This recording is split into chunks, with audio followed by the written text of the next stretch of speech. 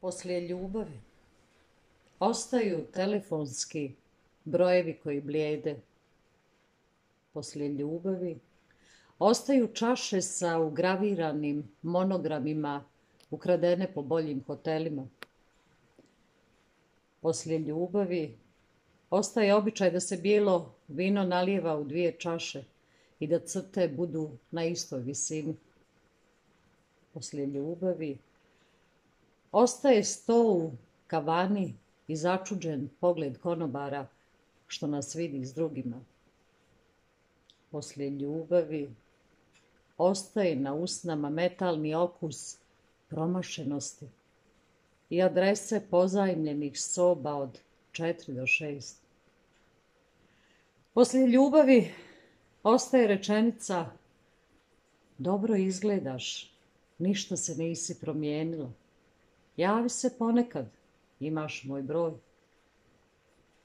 Poslije ljubavi ostaju tamne ulice kojima smo se vraćali poslije ljubavi. Ostaju melodije sa radija koje lagano izlaze iz mode. Ostaju tajni znaci, ljubavne šifre. Ostaje tvoja strana postelje i strah da će neko iznenada doći. Spuštena slušalica kada se javi nečiji tuđi glas, 1001 laž.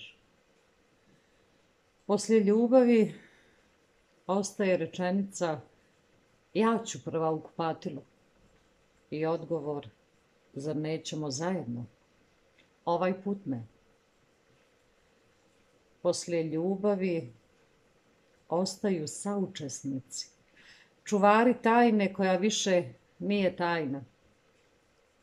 Ostaje laka uznemirenost kada u prolazu udahnemo poznati parfem na nepoznatoj ženi.